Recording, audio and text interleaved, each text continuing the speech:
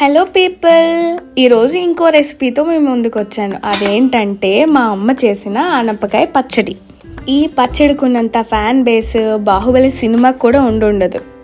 నిజం చెప్తున్నాను, ఎప్పుడు నేను ఆఫీస్కి లంచ్ బాక్స్లో ఈ పచ్చడి తీసుకెళ్ళినా సరే అందరూ ఆ రెసిపీని యూట్యూబ్ ఛానల్లో పెట్టు అనే చెప్తారు. ఏంటక్క నువ్వు ఎప్పుడు ఆనపకాయ పచ్చడి గోంగూర పచ్చడి అనుకుంటానే వస్తావు అనుకుంటున్నారు కదా. మరి సింపుల్గా అవ్వాలన్నా కొంచెం హెల్తీగా కావాలన్నా ఇలాంటి రెసిపీస్ కొన్ని వస్తాయి, మీరు తట్టుకోవాలంతే. సరే, ఇంకా ప్రాసెస్లోకి వెళ్తే ప్యాన్లో ఆయిల్ వేసుకొని వెల్లుల్లిపాయల్ని బాగా గోల్డెన్ కలర్ వచ్చేంత వరకు వేపుకోవాలి. తర్వాత మళ్ళీ అదే ప్యాన్లో పచ్చిమిరపకాయలు కూడా వేపుకొని పక్కకు తీసుకోవాలి. తర్వాత పల్లీలు యాడ్ చేసుకొని అవి కూడా బాగా ఆయిల్లో రోస్ట్ చేయాలన్నమాట. రోస్ట్ అంటే మామూలు రోస్ట్ కాదు, దాని తొక్క ఊడి బయటికి వచ్చేలా రోస్ట్ చేయాలి.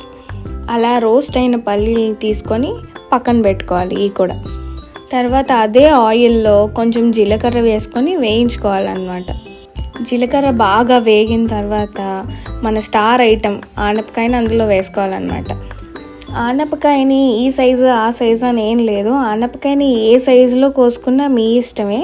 బట్ అది బాగా ఉడకటం ఇంపార్టెంట్ అన్నమాట. ఆయిల్లో మూత పెట్టుకొని ఉడికించుకుంటే ఇంకొంచెం బాగా ఉడుకుతుందన్నమాట. నాకు తెలిసి ఈ వీడియో చూసే వాళ్ళలో చాలామందికి ఆనపకాయ నచ్చదు. బట్ ఒక్కసారి మీరు ఇలా ట్రై చేసి చూడండి, అంతే. ఇంకా మీరు ఆనపకాయ రైతు బజార్కి వెళ్ళి కొనుక్కొని తెచ్చుకొని మీరే వండుకొని మరీ తింటారు. మా అమ్మ ఇలా పచ్చళ్ళు చాలా వెరైటీస్ చేస్తారు. ఎందుకమ్మా 10 సార్లు డప్పేసుకుంటున్నావు అనుకుంటున్నారా? మరి తప్పదండి, వండే వాళ్ళకి మనం బాగుందని చెప్పి ఒక కాంప్లిమెంట్ ఇవ్వాలి. కానీ కొంతమంది అసలు అలా కాంప్లిమెంట్ ఇవ్వరండి. ఆ వంట ఎంత బాగా వచ్చినా సరే ఏదో ఒక వంక పెడతానే ఉంటారు. చిన్న ఉప్పు వేస్తే బాగున్ను, కొంచెం కారం వేస్తే బాగున్ను, కొంచెం కారం ఏదో నువ్వే సర్దుకొని తినచ్చు కదా, తినరు.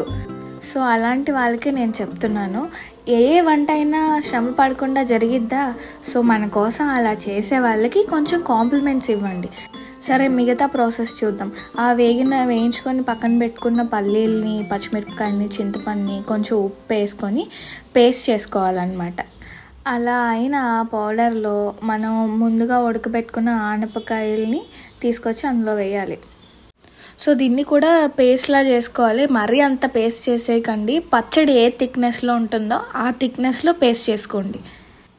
ఇలా పేస్ట్ చేసేసుకున్న తర్వాత మళ్ళీ అదే ప్యాన్లో కొంచెం ఆయిల్, ఆవాలు, జీలకర్ర, ఎండుమిరపకాయలు, కొంచెం కరివేపాకు కూడా వేసుకొని పచ్చడిని తాలింపు పెట్టుకోవాలన్నమాట. సో ఇంతేనండి, చాలా సింపుల్ ఆనపకాయ పచ్చడి తయారు చేసే విధానం. సో మీరు కూడా ఇంట్లో ట్రై చేసి ఎలా ఉందో నాకు కామెంట్ చేయండి, లైక్ చేయండి, సబ్స్క్రైబ్ చేయండి, ఇంకా మీ ఫ్రెండ్స్ ఎవరికైనా షేర్ చేయండి.